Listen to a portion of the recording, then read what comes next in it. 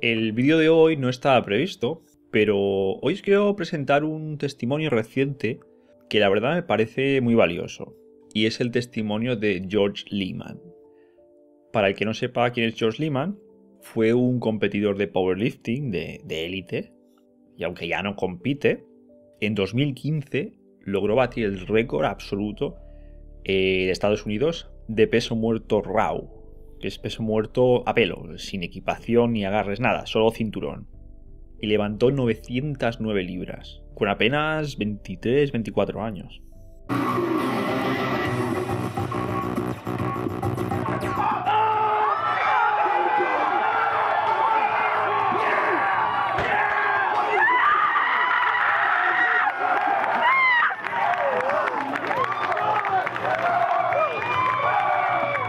Baby hands. Baby hands.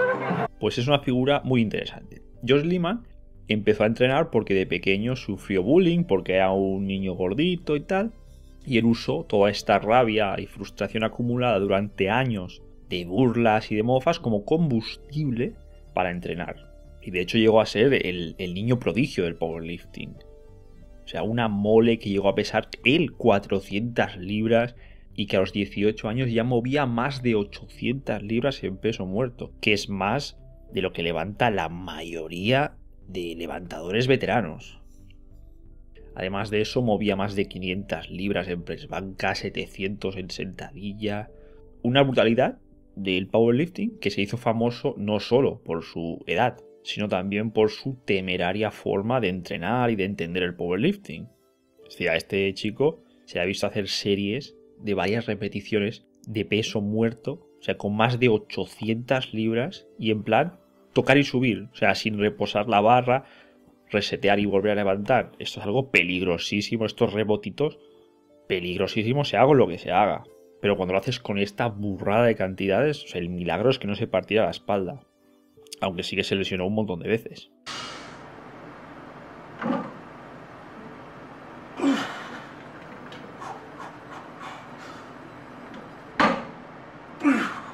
Easy.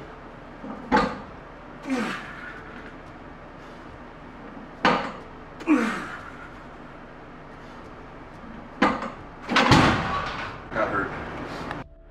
So it was like 902 or 905 or something with the extra straps on there.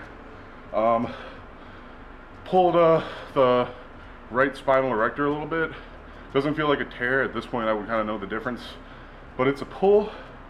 Y hoy os pondré un fragmento de un vídeo que él mismo subió a su canal el fin de semana pasado, en el que habla de todo lo que hizo mal y de las cosas que se arrepiente, pero no solo de las cosas que llegó a hacer o de las decisiones que llegó a tomar, sino más importante todavía, de las cosas que llegó a pensar y sentir. Errores en el gimnasio y en la vida en general.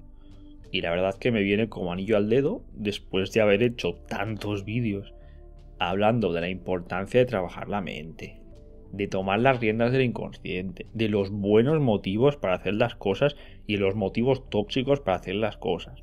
Porque Leeman cayó en todos los errores en los que podía caer un joven con todo el potencial del mundo, pero con las peores motivaciones psicológicas y emocionales. Y hoy quiere evitar que otros caigan en los mismos errores que él.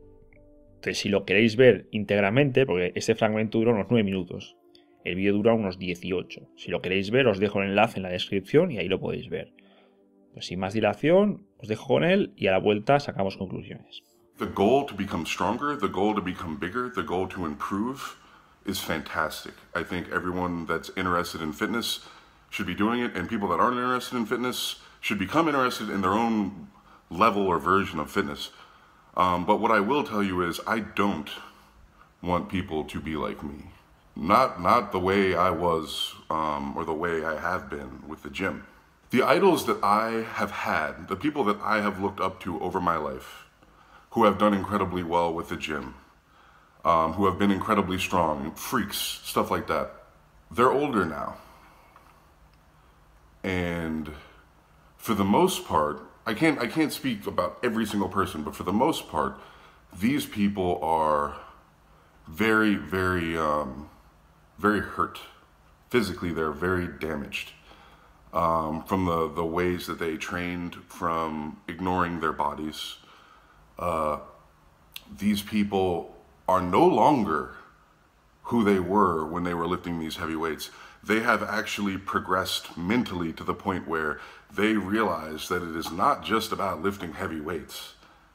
It is not just about risking your body in these ways or being the biggest or the strongest, but these people have put far more emphasis on health, eating right. People that went from, oh, you eat tons of cheeseburgers, get as strong as you can, to salmon and oatmeal.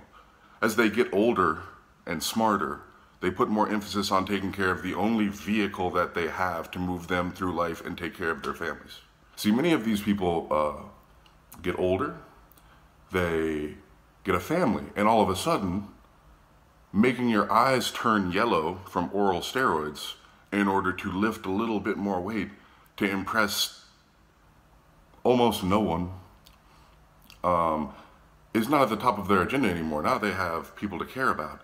It's so obvious. It should have been so obvious to everyone that ever looked at it that the most important thing in life is not working out. And if you even watched my videos to begin with, when I was trying to lift my heaviest weights, when I was getting as strong as I could, I was where many of you are right now. I was very unhappy, and that's the main thing that I focused on. That's how I progressed in life, because that was the way that I could control progressing in life. Build a suit of armor, build myself up to be stronger so that no one could hurt me, torture myself with the gym, muscle masochist, punish myself for my failures, and overcome by becoming stronger. But you would not feel the need to do that to that degree if you could appreciate life for what it is. Some of you live to lift heavy weights, and I'm here to tell you, don't be like that. Don't be the way I was.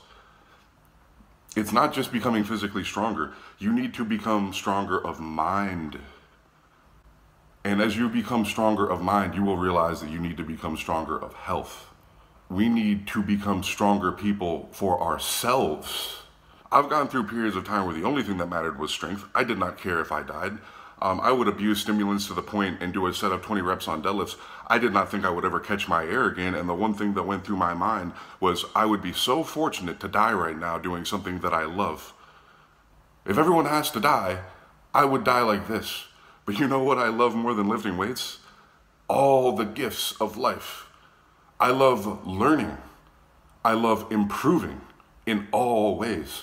And I love experiencing this incredible world around us. I want you to be the version of me that I aspire to be. Let's get on the path of becoming more successful in every way that we would like to have success. And the main thing that that's going to be is developing your mind. Developing your mind, and for that we need our health. And for that we need to read, we need to listen, we need to counsel with other people who we respect. Life is not just the gym. And as long as you let it be just the gym, you will miss out on all the other aspects of life, and it will become more and more and more of just the gym. And I know how that ends because I've seen it.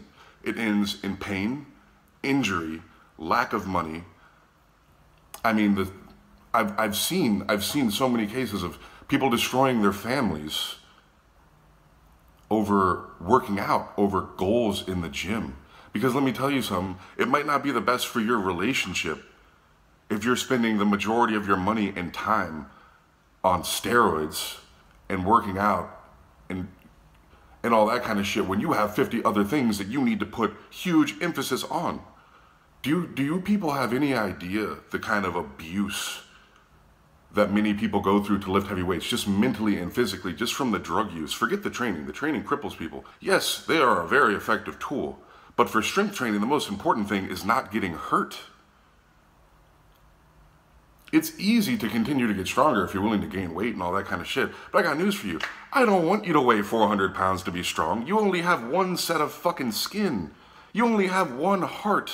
Learn to live with some balance. Try and be in shape. Try and take care of yourself. Sure, try and be the strongest you can be, but do not destroy yourself. Do not throw away your gifts. Do not throw away your youth, your health, your time, your money. Do not be like me. And I even learned from the people that I looked up to, that I thought were great. They fucking misled me because they were misled. Yeah, just fucking eat everything. Just be fat as fuck. Just shut up and squat. Shut up and do it. Injuries I train through. Injuries I train through all the injuries that have ever been injured. Working out is a healthy thing. Just eat right. Train right. Take care of yourself. Respect yourself. Love yourself. The only way to do that is to progress in all aspects. Not just being fucking strong. Do not just try and go out and fucking commit a slow suicide with drugs. You know what steroids are good for? Getting hurt. They're good for getting hurt because you get too strong too fast and they dehydrate you and they fucking make your eyes turn fucking yellow and they just, don't do what I did. You know what? I didn't always want to live. Long portion of my life, I wanted to die. I had nothing to live for that I knew because I was an ignorant child. And I didn't have anyone to sit me down and have these fucking talks with me the way that I needed them. I've taken huge amounts of stuff before. It destroyed my body, covered me in acne that I could not get rid of. I'm scarred for life, everywhere. It crippled me, it fucking injured me. It didn't cripple me, but it injured me repeatedly. Being too strong, too fast. Fucked with my mind heavily. You know what happens when you're significantly more aggressive, but also significantly more emotional, and you want to fuck everything in sight? Well, let's just say, it's not the most productive thing for any relationship you're gonna have. It's not the most productive thing for your work relationships, for your friendships, or for any relationships you're gonna have with a guy or girl. It's just not. Because you're quicker to anger, you're sadder when you're sad, you don't feel good, your kidneys start to hurt. Only the top people and the strength of the past are given a fuck about at all. I don't want people to be the way that I was, because I don't want to be the way that I was, because I'm smarter than that now. No, I don't think that fucking 15-year-olds should look at me and go, I'm going to take a bunch of drugs and I'm going to eat everything in sight and I'm going to be super fat. No, no, no, no. And it's a little bit disturbing to me to see people that now know better and now do better by themselves, but still help other people fail for a profit. They guide people down the wrong path for a profit. It's like a heroin dealer that got off heroin, but still sells heroin. Bueno, ¿qué os ha parecido? Hay que decir que esta historia tiene un final feliz, para quien le gusten los finales felices. George Leeman tiene 27, 28 años, aunque físicamente no lo parezca, es un chico joven, y que aunque sigue entrenando por hobby, él ahora se dedica al sector inmobiliario y también, bueno, asesora a gente que quiere dedicarse a fuerza, ¿no? Asesora a atletas de fuerza. Y vive retirado en algún lugar del sureste asiático. Creo que en Camboya o en Tailandia. Qué cambio, ¿verdad? Desde cómo habla él, que era cuando chico, cuando entrenaba, cuando competía. Ahora, me parece que en algún momento tuvo una epifanía y ha decidido compartirla con los demás. Lo cual aplaudo porque es una cosa muy necesaria. Sobre todo en un mundillo, este mundillo del gimnasio, que está repleto de gente sobrecompensando, gente cegada por esta no pain, no gain, hardcore, beast mode, que detrás esconden los mismos problemas y el mismo dolor que él y otros tuvieron. Esconden rabia, vergüenza, depresiones, no tener ganas de vivir. Es una coraza. Y yo creo que la conclusión más importante que podemos sacar es la que empecé a comentar incluso en el primer vídeo del canal y que seguí comentando en muchos otros. Lo más importante es trabajar la mente para construir la vida que deseamos. Un poco de perspectiva. Que no se puede compartimentar la vida. No puedes compartimentar las distintas esferas de la vida porque todas se afectan mutuamente. El trabajo, la salud, las relaciones, el tiempo, los hobbies, el dinero. Y por supuesto que no te lo puedes jugar todo a una carta, sea cual sea esta. O sea, todo el gimnasio, todo el trabajo, obsesionarte con eso. No, porque pronto todas saltarán por los aires y cuando eso pase ya no puedes hacer nada. Adiós a todo. Así que un poco de equilibrio. Que cuando alguien hace esto de jugarse toda una carta, esta estrategia de la avestruz que es enterrar la cabeza en algo para evitar hacer frente a la realidad. Es cegarse, es autoflagelarse, autoengañarse, todo para seguir ignorando un dolor muy profundo. Es llenar un vacío con una falsa sensación de control sobre algo, pero este algo es algo muy pequeño y muy acotado. Y con ello esperan que el resto mejore. Si yo tomo control aquí en esta cosa tan pequeñita, todo mejorará. Y no. Esperando que este dolor se vaya. Y no. Si quieres que todo mejore, debes prestarle atención y esfuerzo a todo. Y si quieres que el dolor se vaya, no puedes ignorarlo. Debes conocerlo bien, estar cara a cara con él y desmontarlo. Y debes hacerlo todo por un buen motivo, por el único, por amor. ¿Y sabéis qué es lo contrario al amor? Pues no es el odio, es el miedo. El miedo a hacer frente a tus demonios, el miedo a decidir quién quieres ser de verdad y vivir en coherencia con ello. Miedo al esfuerzo que implica derrotar al ego y tomar el control de tu mente y de tu vida. Y esta es una batalla que, bueno, la puedes seguir aplazando tanto como quieras, pero es inevitable si de verdad quieres llegar a ser feliz. Y yo te recomiendo empezar ya, porque la única cosa que no podrás entrenar ni hipertrofiar es el tiempo. Cada segundo que pasa es un segundo perdido. Así que no seas un cobarde y lánzate a ser tu verdadero tú y a construir una vida en mayúsculas. Una vida plena. Hasta el próximo vídeo.